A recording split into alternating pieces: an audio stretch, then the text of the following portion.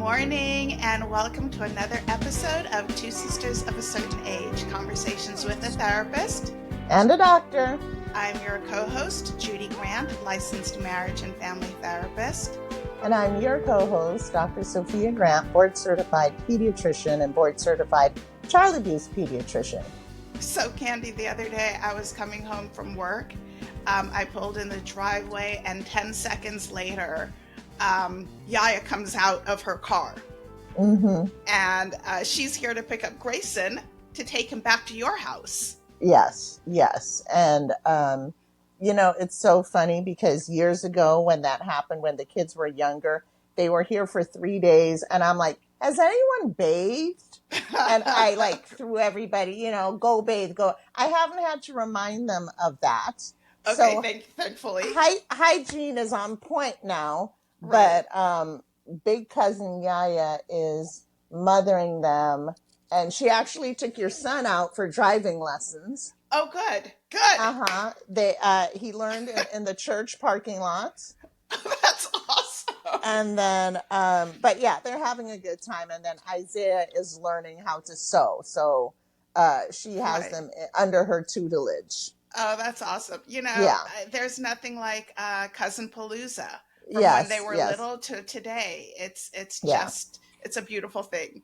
It is a beautiful thing. I have no idea when next I'll see my son. He'll just be at your house. Right. And that's fine. So today we have a guest, and Natalie Traynham. And Natalie, when we started this podcast, she sent me a Facebook message like, oh, this is so cool. This is neat. Guess what? I'm in law school. And I thought, this woman has lost her mind. And I kept that in the back of my mind because I just wanted to talk about why a professional woman married with kids and blah, blah, blah would decide to go to law school. So Natalie Traynham, welcome to the show. Welcome. Good morning, ladies. Good morning, my Caribbean queens. Yes. Now, we usually, if anybody has any Jamaican roots, that is mentioned off the top. You're not Jamaican, but you're from which island? Trinidad. Okay. Now, there is a rivalry, but we will put that aside for this podcast. Now, are you from Trinidad or Tobago? Trinidad. Okay. All right. Never made it, but I will admit you guys are the first and foremost in Carnival. Yes. And my father used to say that no one parties like a Trini does. He said the most fun-loving, joyous people on the planet. So wow. I would agree. Yeah. When was the last time you were home? Oh my goodness. When was the last time I was home? It was for a funeral. It was for my aunt's funeral back in 2016, I think. Yeah. It's funerals that get you back home, Yeah. Sadly, yes. But true. And we want to go home for fun, not just for funerals. So, yeah. So Natalie, can you tell us a little bit about your education and what possessed you to go that would be an accurate that would be madness to me. Madness. Yeah. Because I don't know what I was thinking either, honestly. Because for the last 3 years, I was just like, what the hell was I thinking? Who told me to do this? Imposter syndrome, all the things. I would say it's a interesting story. I had enough on my plate, was an executive, caregiver to my mom, wife, mother to one son in college. Actually, it's his birthday today. He's going to be 20. Happy birthday, Matthew. Happy birthday. And my daughter's in high school. She's about to be a senior. And I was at that point of inflection in my career, and I had a wonderful, wonderful boss at the time, Jennifer Freeman, who was our global chief talent officer. And she was just so encouraging, and talk about everybody should have an advocate in the professional world. She had said to me, I think this is a wonderful idea for you. If your intention truly is to be a chief talent officer one day, it will give you much more breadth and would legitimize the work that you know more so than just a SHRM certification. So I Mhm. said, Mhm. okay, because law school was something that I wanted to do when I graduated from UCLA many years ago. We won't say how Mm-hmm. many because I'm a double Bruin.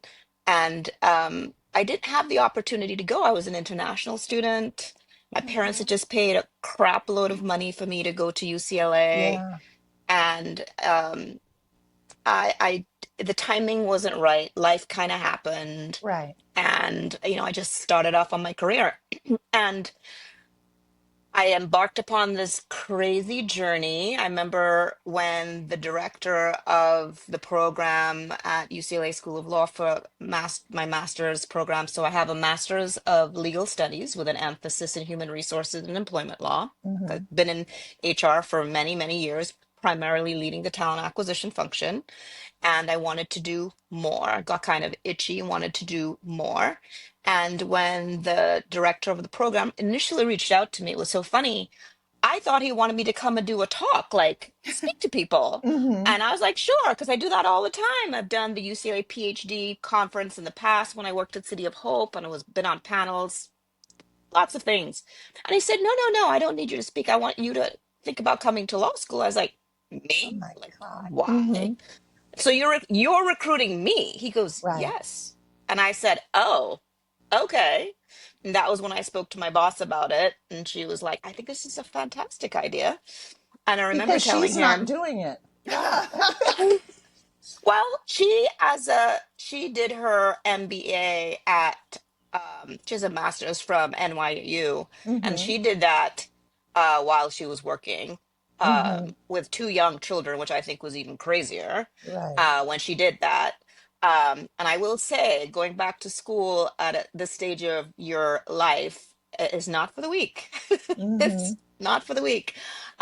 You definitely to have a lot of um, inspiration and a village. My Mhm. husband was Mhm. super supportive. I think now he's like, I can no longer use, I can't cook tonight, hun. I'm in class. Mm-hmm. That is no longer a valid excuse around Uh-huh. here. So, yeah, it was a great opportunity. Um, Met some amazing people along the way. My work was very supportive of it. Mm-hmm. All the stars aligned, and then the hard work began when it was up to me to kind of get myself through it. Mhm. I won't lie to anybody thinking about it. There were times I wanted to quit along the Mhm. way. Right.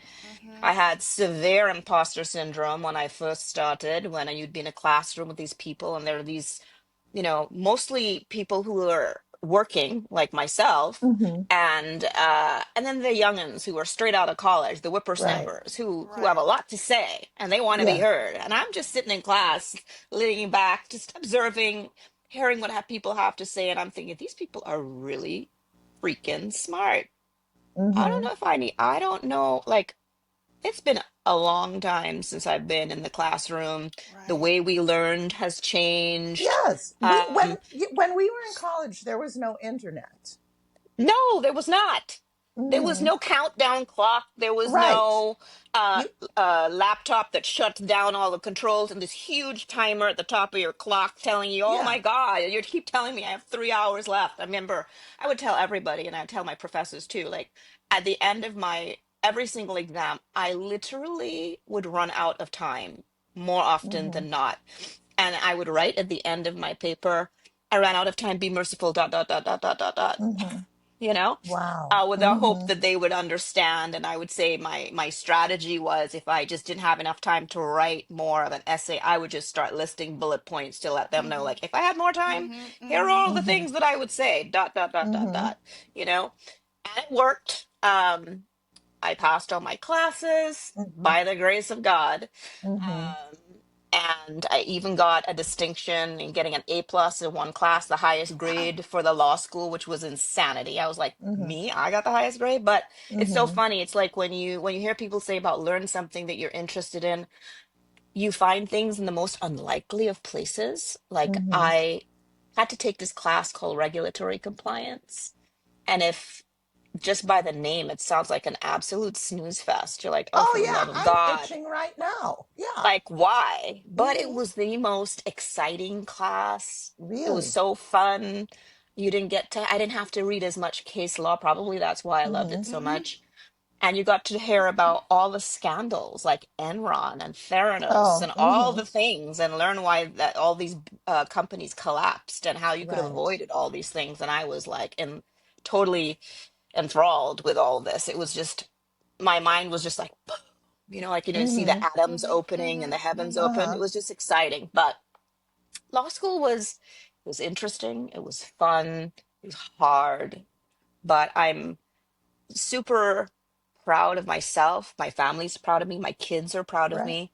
Oh I can yeah. tell my Mm-hmm. kids who are in college, if your old mother here can go to school Mm-hmm. and get an A, you can Mm-hmm. too. You have no excuse. Mm-hmm. Right. Right. Now tell me something. Was it just regular hours or did you have to go after work? How did you balance work with law school? Girl, it was after work. Oh my So God. Yeah. imagine you've had your long day of work, and now when you are typically your brain is tired and you literally mentally want to check out and you're like emotionally done for the day.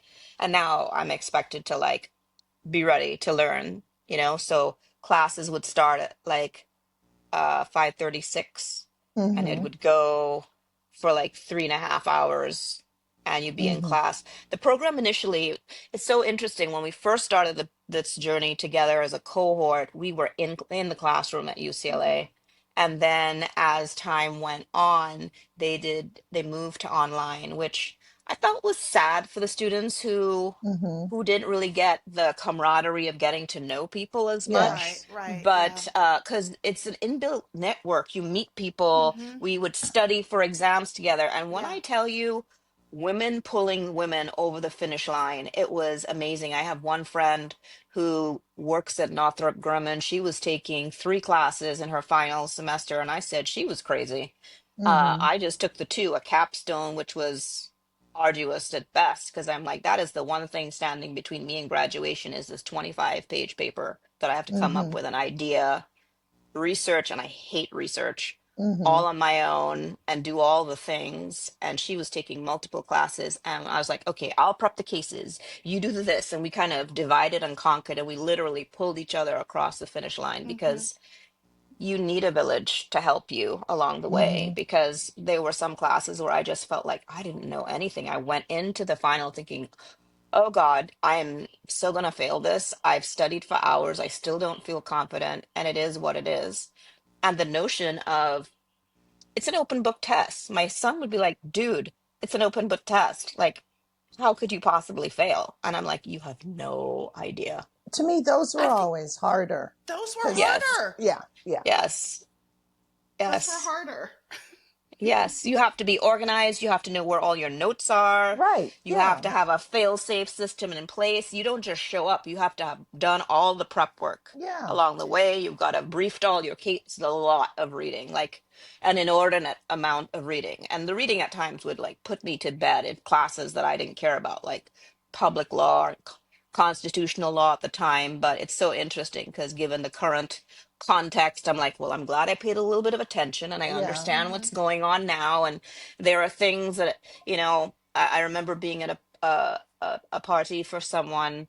I think it was my niece, and she had a friend of hers who was at Harvard Law School, and we were just having a chat, and we were talking about copyright just randomly. I'm like, oh yeah, fair use and da da da. And she goes, that's a really good way to explain it, because someone had asked a question, and I answered it, and he was like, oh, I actually knew that. Wow. Mm-hmm. So it was a great thing to do. I'm just now at that point of transition where I'm trying to figure out what to do with it and how to go to this next step of my career where I get to use what I learned and Mm-hmm. kind of married the two. That's what Mm-hmm. I'm most looking forward to in this journey.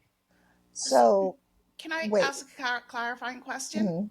Natalie, you mentioned earlier that you have a certificate in legal something something and a SHRM No, certification. I don't have a SHRM You certification. I said I decided to do this as Okay. opposed to doing a SHRM certification. As opposed to the But SHRM. what is a SHRM? Yes. SHRM is a Society of Human Resources Management. So a lot of people Okay. in human resources require a certificate to Yeah. know that you've gone through. They have their own rigorous program, Mm-hmm. not to scoff at either, but it's very operational in nature. What I chose, the path I chose, is much more legal in nature, Mm-hmm. much Mm-hmm. more, much more critical thinking as opposed to what are the steps you need to do X, Y, and Z. Right. Right. This is Right. more about how do you frame things, identifying, spotting issues, framing them, how do you handle them, what do you need to do? All of those Okay. things are incorporated within a Master's of Legal Studies. So I Okay. can't be a lawyer. Mm-hmm. I don't have a JD. I can't Okay. practice law, but a Master of Legal Studies is a newer law degree that law schools do. And UCLA is one of the top places in the country where you can take this program. And it's designed for people in business who Mm-hmm. need to know, who need to have a good command of the law because Mm-hmm. of their profession. You could Got be in it. healthcare. We had there was a healthcare track, so we Yeah. had students who took a lot more classes that were in healthcare. They were students, UCLA offers now a JD/MLS program. So we had Mm-hmm. doctors who were also training to be MDs and MLS students. And they just want to be able to, manage malpractice and all these other things. So they were cool to be in classes with because they would always look at things from a different perspective, which I Mm-hmm. always Mm-hmm. Mm-hmm. love when you are in a classroom with people that have come from all different walks of life. Some people were doing healthcare, the healthcare track, public policy. I did human resources. Some people did business and entertainment law.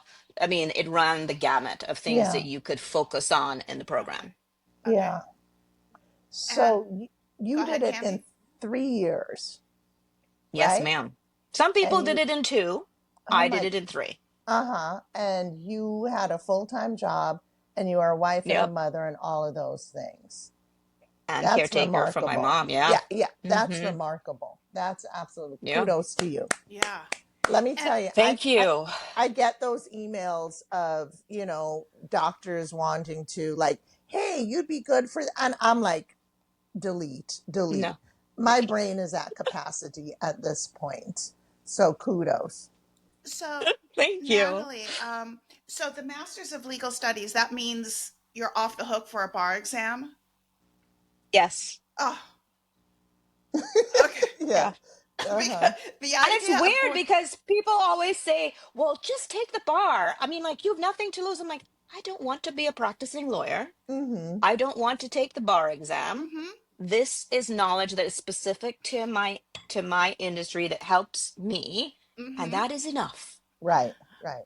But I didn't even know that this track existed. So the Yeah. fact that you can go to law school to have that knowledge, that foundation before venturing into, whatever that career is, Mhm. I mean, I did not know that that was a thing. So thank you for educating me. Yeah, most people think that when you think of law school, you immediately think of a JD. So there's Right. JDs, you got Masters of Laws and LLM, and then there's an SJD for people who plan to practice in academia, like they want to teach. Excuse me. Mm-hmm. So, and then there's Masters of Legal Studies for people who are in business, Right. and who need a legal background. So, yeah, interesting. Okay. It's newer. A few places are offering this program, and Mm-hmm. UCLA does it. I was excited because I'm a double Bruin. Um, So and your undergrad and your graduate program. both from UCLA. Yep. Yeah. Wow. Okay. Now, did you get a break on tuition? Mm. They Did work pay recruited for it? you. They recruited you. They should have paid I, for you. I did get a scholarship, and I was Good. very fortunate that my job paid for a lot of it too, which was nice. Oh, that's Hmm. fabulous. That's But fabulous. the best thing in the world is I graduated with owing nothing. So that is like Mm-hmm. the biggest blessing. I owe nothing. I know lots of friends have a nice bill that they now have to work Right, off. I owe Mm-hmm. right, nothing. It Yeah. was right. it was it was hard, but I owe nothing. Right. So many, well, I guess it's now 12, 10, 12 years ago, I went back to school. But I went back to school and changed completely. I went from corporate to social services.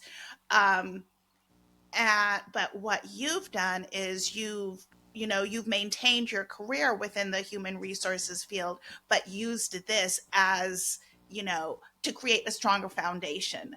So going back to school can be, any number of things. It can be switching completely, or it could just be adding to what you already do. Absolutely. That's great. So I love Absolutely. that. tell me about the friendship, like being in the trenches with the other students. Tell me about some of the relationships that you've cultivated, because I think sometimes, we go to school, yes, to learn to study, but you're actually building a network. And Mm-hmm. a person that you met in the program might be somebody to say, Natalie might be good for this job. Why don't you reach out to her? So, what has that been like? And I'm actually trying to figure that out now because I'm in transition, like many other Mm-hmm. people in the world. I was recently impacted with layoffs, and I am Mm-hmm. sitting in this intersection of, okay, this is the first time in over 20 plus years in my life that I'm not physically working, that I'm Mm-hmm. actually reaching out to a lot of people in my network. And I can safely say every interview that I've had has been through someone Mm. that I have known that has Mm-hmm. put in a word, shared my Mm-hmm. resume, so the power of networking is very real, and it does work. I just needed the universe to send me the job of my dreams right now. Mm-hmm. Or even if not the job of my dreams, send me the job that is right for me, Mm-hmm. you Mm-hmm. know, where I can use everything that I've learned and that everything I've worked for up until now to take me to that next role where I can feel empowered in a wonderful place with wonderful people doing what I love. I think Mm-hmm. that's really important. Mm-hmm. Yeah. Because So what? you know what that feels like. We all know what that feels like when you're in a place where you are Oh yeah. learning, you're growing, Oh you work yeah. with wonderful people, Mm-hmm. and it just feels right. Yeah. Yeah. Knock on wood. That's where I am, and I think that's where Judy is right Mm-hmm. now. Yeah. And yeah, it is a blessing. So, what is the job of your dreams? That is the hardest question. I have said over and over, and I know I probably frustrate people when they ask me this. I am so open to the possibilities because I don't want to be so myopic in my views Mm-hmm. sometimes as someone who has led recruiting for years. When I would ask people, what is it that you want to do? And they are very, very specific Mm-hmm. and prescriptive about what it is that they want. Uh, it's not as trite as I know it when I see it, but it is that. I don't want to close myself off from a possibility because the role that's meant for me may not come in the wrapping that I think it should be in. It Mm-hmm. might be packaged completely differently. Yeah. It Mm-hmm. may come to me in the most unlikely of ways. It might be a job that I would go, huh? Why would I want to do that? And then it might Mm-hmm. be something that is amazing. You know what I Mm-hmm. mean? Yeah. So I'm just open to the possibilities um, of something being that is people centered. There's a crossroad and an intersection between people, compliance, some legal, and I think it would be the right rule. Mm-hmm. Mm-hmm. Yeah. Yeah. Natalie, I'd like to go back to when you were in school, Yeah. because being a woman personally of a certain age going back to school, that was very different than when I was 20 something years old. Um, and having to juggle um, motherhood, um, being a wife, being an employee, all of that with school. So, how do you feel that was different for you when you went back now as opposed to when you were younger? Oh God, when I was younger, it was all about me. I could do things in my own time, in my own way. I didn't have to worry about does my family have dinner tonight? Are they going to be okay? Because you still worry about things. Is my daughter actually doing her homework, or is she just on the phone gabbing it up? Is my son actually doing what he's supposed to be doing? Is my mom okay? All of those things you still worry about at night. And then, of course, do I have the mental capacity, because I'm exhausted? It's been a long day, to actually absorb what they're telling me, because there were times along the way where I thought I knew what I was doing, or I thought I was synthesizing the material, and then I break out a practice test and I open it up and I look at that thing and I'm like, I can't answer not one darn question on here. What the what? Mm-hmm. Okay, let me go back and, really learning from others who synthesize information differently to you. What I will say, the number one thing that I think was a differentiator once I got to my specialization classes, which were the classes that were in the field that I'm in, Mm-hmm. I felt a lot more comfortable. I was able to draw on real life experiences. The case law made sense. I would raise my hand and ask a lot of questions because I could speak to stuff that's going on in my job. And I'd say, well, we handled a particular case similar to this like this. I'm wondering why we did it like this. Or I would ask questions, and I felt like I was able to add value. And I'd have people reach out to me and say, oh, I love how you answered that question. Can we talk about that some more? I'm so curious about XYZ. Or Mm-hmm. I do the same thing to others. I'm like, when you said such and such, what did you mean by that? Like, I'm so curious as to why you pulled that nugget out of the learning, because that was the part that was really interested. When you are younger and you're in an undergrad, it's a very different way of learning. You both went to graduate school, so it's a very different way of learning. It's very plug and play. Okay, Yeah. here's the information. I read it. I can basically tell you what I read. This is more, okay, I read it. I need to give you my true point of view and critical analysis about what Mm-hmm. case law says, or give you my thoughts as to what the Supreme Court said and why this is applicable in this case.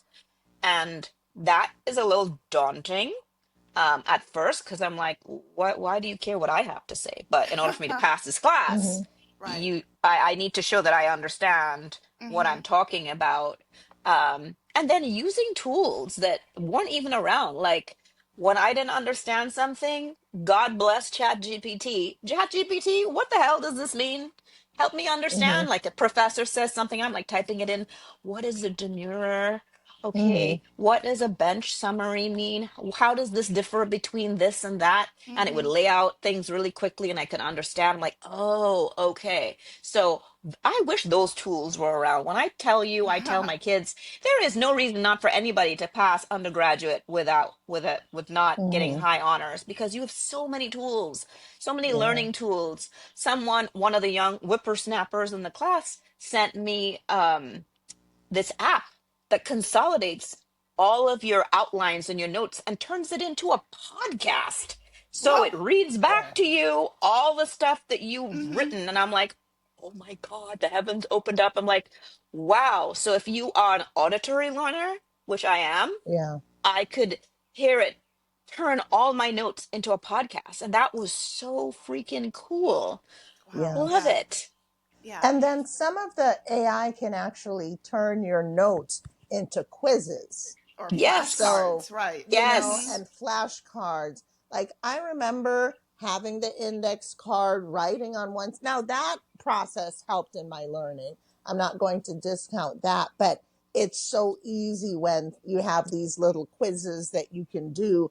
And then let's not forget, there's YouTube where you have people just lecturing just because they Yes. feel like it. Right. Yes, yes, my friends in school were the ones to tell me, hey, there's this, if you don't understand certain parts of constitutional law, this guy, watch this guy. He'll explain it better than sometimes Right. the lecturer Mm, did, because sometimes some lecturers love to pontificate and you come out of there going, what the hell did he say? You Right. know? mm-hmm, Right. Right. Right. I'm like, I speak English.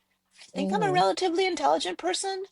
I don't yeah. understand what the hell he just said. And it was like, oh, okay.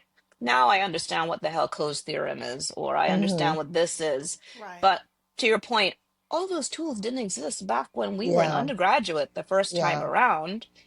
And Yeah. now it's like they have so many tools that are available to help Right. you succeed. Truly. It's Did, amazing. did you find yourself more invested in this aspect of your academic journey as opposed to your undergrad because you are of a certain age? I think it was the same only because when I was at UCLA the first time, I was an international student. And Mm-hmm. um, I bore the burden of knowing that my parents paid a lot of money for me to go to Mm-hmm. school. So I took it seriously. I had Yeah. friends who didn't show up to class. My now husband, he would be paying, I don't know, 800 or $1,200 a quarter. I'd be paying 5,000 something dollars a quarter. I mean, the Mm-hmm. disparity in what it costs for an Yeah. international Yeah. student. Mm-hmm. And I knew it was such a privilege that my parents were able to do that for me Mm-hmm. that I took it seriously. I went to every Mm-hmm. Yeah. class. I didn't mess around. And Mm-hmm. there is a part of me that wonders, maybe I could have slacked off a little bit, but that's just who I am as a person. Right. I'm Mm-hmm. that way Right. with work and everything in general. I take life seriously. Um, and this time around, too, I knew that it was really more about me being more organized. Like Mm-hmm. I had to organize my life. I knew that Mm-hmm. if I had class, because I started off slow, taking one class a semester Mm-hmm. and I worked my way up to two. And it's a lot of work. And someone said for like one class, it's probably about, 8 to 12 hours of work just to kind of a week. I was like, what? I'm like, Mm-hmm. oh no, there's a way to shave that off. There definitely is. But it would be, I gave up not seeing friends and not hanging out a lot for three Mm-hmm. Yeah. years. Right. Um, Right. I limited my free time. Free time to me was a Friday night or maybe a Saturday evening.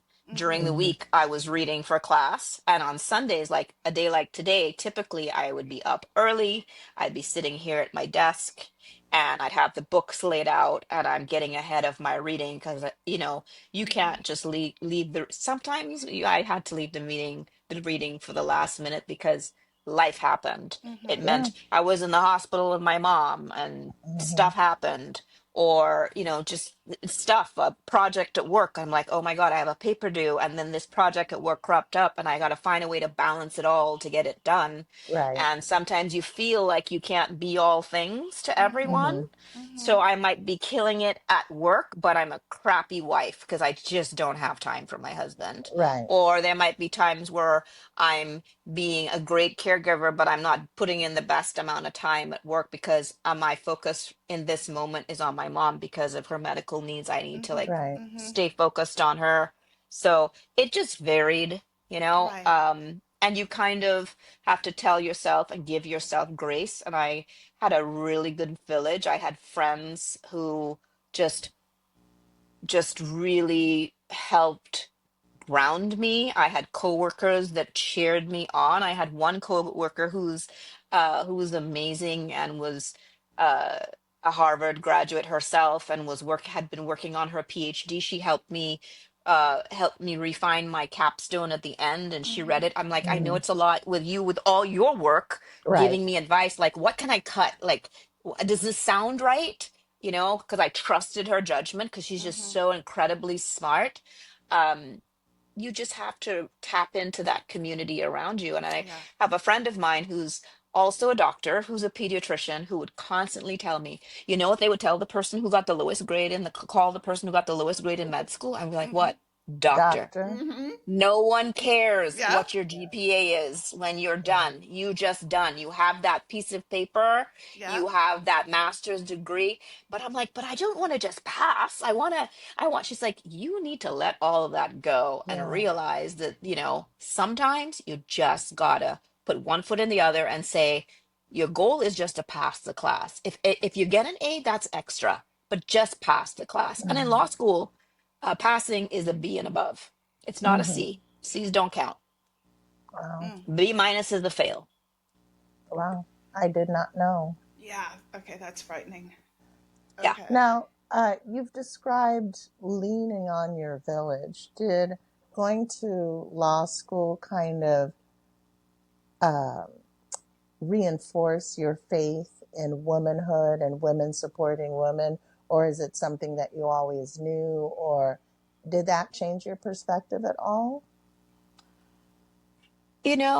You would think that it's a competitive environment Mm-hmm. and sometimes people want to hoard knowledge I just assume that everybody would be out for themselves and they would just Mm-hmm. want to like, I'm all about getting my A, and if you don't, that's on you. It's up to you to figure it out. You're here, we're all here. But it wasn't like that at all. We would get together, we would share everything. Like when I say Mm-hmm.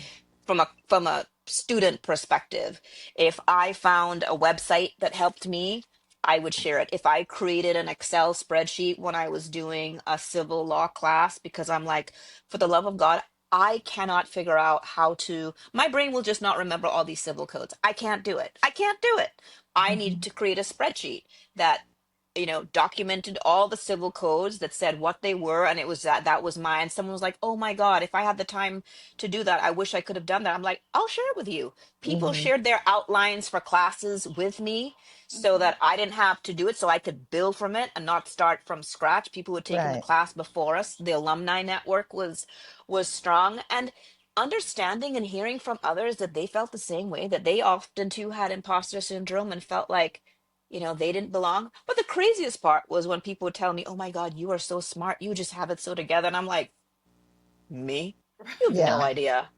Yeah. Right. If I were to peel back the curtain like Oz and you could see what was happening behind there, you'd be like, "Oh, yeah. Yeah, it's a hot mess on any given day. Mm-hmm. But we Right. just show up and we find a way to make it work because we are resilient. And, coming from that Caribbean parenting where you're always just like, you got to show up. You Yeah. don't you, And you don't make a fool out of yourself in public. You don't open your mouth and make yourself sound like a fool. But it is this way of thinking where I literally had to humble myself and tell people sometimes, "I don't get it. I don't mm-hmm. understand. Can you help me?"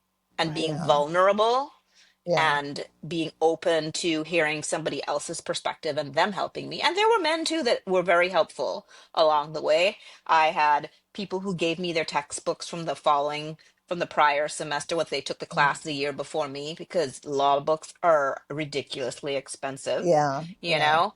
Um, so everybody was in a very much of a sharing Mm-hmm. modality. Mm-hmm. I Mm-hmm. can't honestly say I encountered anyone that was not particularly helpful. I mean, there was like one particular professor who was just, you could tell, not very kind to all involved, but Mm-hmm.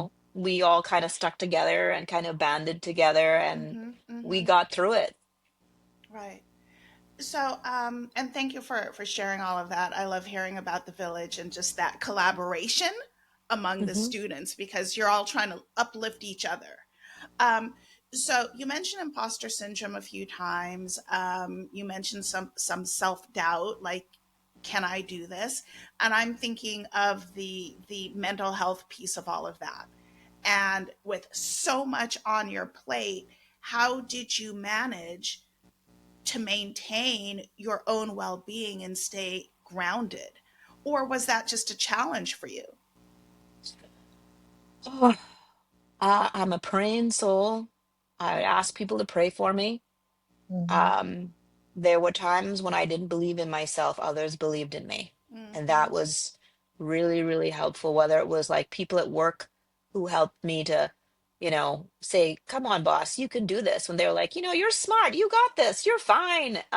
My last boss at my company, he was a JD himself. So he understood and he would always say, "Law school is not for the weak, but doing it at this stage of your life, this is crazy." And we would chat and he would understand, if I had to, clock out on a Friday sometimes a little bit early because I had to work on a paper, or if I had Mm-hmm. to leave a little bit early, I had the flexibility in my schedule to, clock out a little bit early because I had to head to school or I had to read for Mm-hmm. class that day. And I had to, I had to build things into my schedule. So I would set like sometimes a 2 hour time on my calendar to just read. I'd start my day earlier to account for Mhm. that Mhm. and have that time to read so I can be able to prep the case that I might have been assigned to present in class. And at Right. first, that was kind of very scary when, like, okay, you get participation points for certain classes. So you got to speak. And Right. I'm less like, oh God, well, what am I going to say? You Mm-hmm. know? Especially sometimes if you're grappling with material that you don't fully understand. So I'd have to Right. ask people, well, what did you think? And, or again, chat GPT, help me understand this. And here's what I think. What would be a good way to think about this and like have prompts to help me to think. Mhm. I think Mhm. it's just training your brain to think differently to how you've always thought, Judy, Mm-hmm. is Mhm. very difficult initially because it's like rewiring. Okay, I've always thought that I was a critical thinker, but not until you are actually expected to think that way all the Right. time. Right. Yeah. Wow. Okay. Thank you. Thank you for sharing that. I know. I remember, and Candy, well, she shared this before, like when I applied to school and I was scared that wasn't going to get in. When I got in and was sobbing that I got in, because now the reality of going back to school and studying and papers and showing up and all of it felt so overwhelming. Um, but I don't know. It's I guess I really enjoy learning, and I didn't realize how much I enjoy learning until I went back at this age. Um, and it was just kind of a whole new world for me. Yeah, and I would always say my favorite time in law school was break because then I could read what I wanted to read. Mm-hmm. Like, Yeah. I remember. No shade to anybody who doesn't like Kennedy Ryan books. If you don't know what you're missing. But I read like 5 books in like my Christmas break because I was just like, oh my God, I'm on break. I don't have to read case law. I can Mm-hmm. read what I want to read, Yeah. you know? And that was just so fun because it's one thing I love reading, but it's different when you have to read something Yes. that it's not what you want to read Yes. Right. and Yeah. it's Yeah. dry and it's not that exciting, but that's why it was so fun when it was a class that I actually had to read a book about the Theranos scandal. Oh, yeah. And that was actually really, really, if anybody's ever interested in the book Bad Blood by John Carreyrou, the Wall Street Journal, um, he was the guy who broke open the whole shebang about what was Yeah. actually happening at Theranos. It Hmm. was a fantastic book. I couldn't put it down. I think I read it in 2 days. And So, that's required reading for school. Right. for our audience, can you share what the whole Theranos scandal is about? Oh, Elizabeth, I can't even remember her name, but the head of it, Theranos was a whole lie. If you Mm-hmm. there's a show on Hulu, I think it's called, is it Bad Blood? But there is a actual show about it on Hulu that talks about the whole scandal. She basically said that she had a little box that if you do a pinprick with the blood, they can test anything. They can tell you if you have cancer. They can tell if you've done this. They can tell you if you've got whatever types of testing. And it turns out she had billions of dollars of investors. I'm talking Yeah. Larry Ellis from Intel, like captains of industry. She hoodwinked Yeah. billions of dollars because And it was really a smart lie. It people. Yeah. really smart people. And all of this was because people didn't do their job in really finding out and saying, is this real? Anybody who had an idea or an inkling or a thought that something was wrong, they were fired, they were gotten rid of. Like Mm-hmm. she created this toxic, hostile Mm. Yeah. workplace that no one could. And she kept everything so close to the vest. Like the board of directors didn't know what was going on. That is not how you run a business. So when you Right. look at even like Enron, the Wells Fargo scandals, all of these scandals, when you think about them, it's all because people got greedy. People didn't do their homework. Mm-hmm. People Yeah. just got complacent. No one followed, no one listened to the whistleblowers along the way. And if that Right. taught us anything, the whistleblowers were always ignored, right? Right. Um, so it just kind of really makes you think about how businesses are run. Do Yeah. the people who run these huge companies and corporations, do they actually know what they're doing? Are Mm-hmm. there Yeah. controls in place that prevent scandal? I mean, people could have died in the whole Theranos Oh, debacle. I I remember mean, when I heard about that. I'm like, wait, so this girl, wasn't she a Stanford dropout? yes. She figured out, like, how am I a doctor and I'm not privy to that? I don't know. It just made no sense to me. Yeah.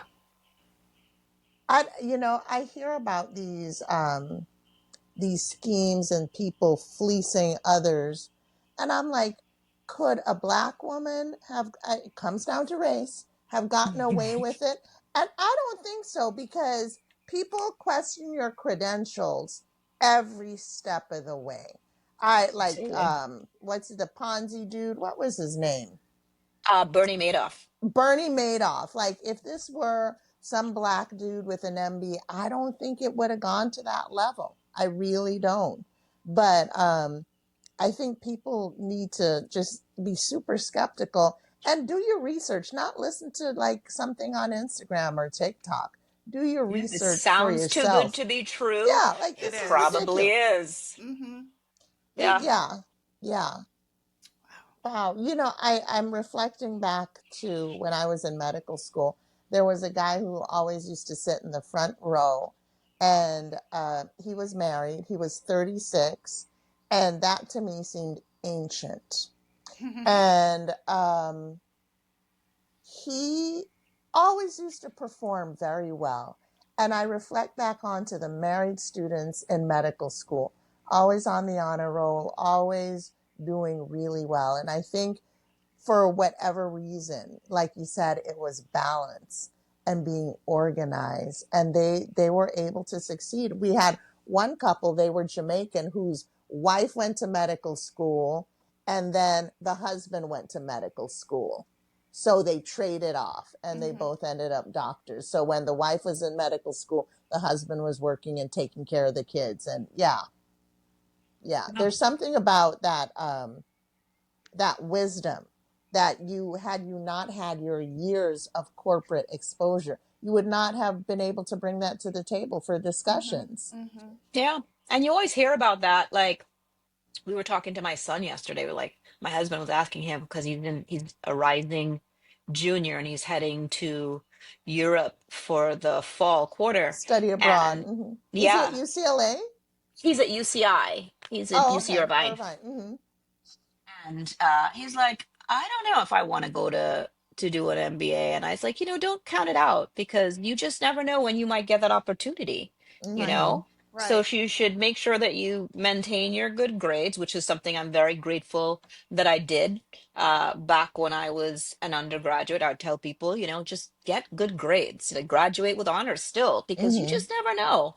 I mean, they went back and had to look at, to be accepted into the program. I mean, if I had not done well in school, I would not have gotten in, you Oh know? my goodness. So all those So years didn't all those count? years, all so it was a combination of where you went to school, how well you did in school. It was a rigorous process to get into the program. It was interviews you had to write, which was my first foray into the world of, oh, there's a specific portal I need to log into, and then there's this Mm-hmm. timer, and you have an X amount of time to write an answer. And based on how they wanted to assess your critical thinking skills to see if it was something that would work.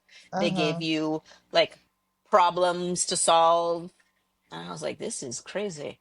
Um, Mm-hmm. but somehow I passed it and I got in and I got through the interview process. I had a really good friend of mine who was a partner at a law firm who wrote a letter of recommendation for me. Mm-hmm. The president of my company was very gracious and wrote a letter of recommendation for Mm. me. So all of those things helped that I was Yeah. really great employee, and she talked about how exemplary I was and that I would be a huge asset to the program. So, all of the, it helps that you have people that believe in you, because part of my village wrote my recommendation letter. Yeah. Mm-hmm. Yeah. Yeah. Wow. Well, again, I'm super impressed because sometimes I'm at work and I'm writing a chart and I have a hot flash and I can't even imagine grappling with everything that midlife is throwing at you, the changes in your body, the emotional stuff of like your son being out of school. It kudos. I'm super, I really am very impressed. And I think for me, somebody who I'm visual, a lot just seems very dry. There are no pictures in the It books. is. Yeah, there are no pictures in the books to kind of divert your attention, but you just did something that is so fabulous, and your kids really should be impressed. I hope they are. They act like they're not, but it's so Mm-hmm. interesting when my son's friends say, "Congratulations, Mrs. Traynham. I think what you do is pretty cool." And I'm like, Mm. "Oh, Oh, so he's okay. talking Thank about you. you." So my Uh-huh. kid, Right. or Right. and then what made me come undone was my daughter, who's, when they're in high school and they are just too cool and everything you do is like annoying Mm-hmm. and just stop. It's just like you're just not cool when they're in high Mm-hmm. school, right? When she and her friends did this little video and they were like, "Congratulations, Mrs. Traynham," or "Congratulations, Natalie," and then they were like talking amongst themselves, wait, do we call her Natalie, do we call her Mrs. Traynham? And one Uh-huh. person's like, "You don't call Black women by their The first first name, name. we just don't do that." Like So not it's so funny. But mm-hmm. they made this little TikTok video and it was so sweet, and I cried, and my daughter was like, "Of course you would cry." And Mm-hmm. I was just like, it was just so sweet that you Right. cared and you did Mm-hmm. this for me. I think you Yeah. don't care half the time. She's like, "I care, Right. just stop it, you know? Right. But I'd even try to get her to study with me one time. Mm-hmm. One time I dragged her to the law school library with me to help me get ready for one of my exams. I was like putting together a binder, because my daughter, one thing I could say about her, she's extremely organized. I'm like, "You're good at this. Help me kind of put this together. I need to put this here and this is what I want to do. Does this make sense?" Mm-hmm. And she's like, "Okay, let's go." And I'm there in the copy room copying and printing and doing all the things. So I even got her involved sometimes, but she would make me laugh because my kids would always say, I remember there was one exam that I literally, the program closed down on me and I was just like crying after. I was a Mm-hmm. hot mess. "I failed. Oh my God, I'm gonna fail out of law school. I failed that exam. It was so hard." And they're like so unfazed by me. They were just like, "Yeah, that means you got an A. Just stop. You're just so Mm-hmm. annoying." And Mm-hmm. yes, I ended up getting an A, and they were like, "Let me guess, you got an A." I'm like, "It was an A minus." They're like, "Still an A, you Right. know?" Right. So they would laugh at me and say, "Yeah, if she says she didn't do well, she did well." I'm like, "But Mm-hmm. seriously, you don't feel like you did No, well. You don't yeah. know Yeah. In how the that Yeah. professor moment. is going to grade." All I Right. knew in that moment, I did not finish. I ran out of time. Yeah. And I really wanted to pass that class. And I thought that I had failed because I didn't finish and I didn't get all my Right. ideas out. Right. But Yeah. it all Right. worked out. And then some, and then some. But Natalie, it's been such a pleasure to have you with us. I think this is just a reminder for everybody listening that you, we can all go It's back never to too school. late. It's never It's It's too never never too late. too late. late. I don't Yeah. want to think of myself as an old dog, but I did learn new tricks. Mm-hmm. And I think it's like when you make that investment in yourself, particularly at this age, it for me it was even so much more meaningful. Um, and again, just reminding people that it's never too late to go back and do the thing that you want to do. Yeah, don't be Amen. afraid to step out Amen. in faith and bet on yourself, most Yeah. Mm-hmm. importantly. So many people have a tuition reimbursement plan at work Mm-hmm. and Yeah. they don't ever utilize it, or they Right. just Yeah. give the excuses, "Well, I just don't have the time." Girl, if you think I had the time, think again, okay? Mm-hmm. But if you want something badly enough, you will find a way. Yeah. Exactly. You will find a way, you'll make it happen. And I think just believe in yourself, more importantly. Even when you don't believe in yourself, you will find others will believe in you. And if you have children, they're watching, Yeah. they're learning. You're setting an example, even when you don't think you are, you know? Definitely. Yeah. Definitely. Wow. Well, thank you so much for joining us. It's really been a pleasure to learn a bit about your journey and to see where you are today. And I look forward to hearing where you end up. So let us Yes. know when that dream job comes to fruition, so we can catch Yes. up and check in with you after you're settled in. Yes, and if anybody out there thinks they have the dream job for me, please reach out to me on LinkedIn. Would love to Yes. hear about it. Yes. Would love to hear How about it. can people find you? I'm You're on on LinkedIn. LinkedIn, Natalie Traynham. Send me a email, connect with me. Happy to talk to you if anybody's interested in going to law school or learning about the process. Reach out to you. You can connect them to me. I'm happy Okay. to do so. For All right. sure. Wonderful. And Candy, how do people find us? Well, we're on Instagram, the number 2, Sisters of a Certain Age. We're on YouTube as 2Soka. And what's our email? 2SokaPodcast@gmail.com. Yeah. So thank you so much for joining us on this episode. We hope to see you really soon. Thank you, everybody. Bye-bye. Thanks. Bye. No Longer Network.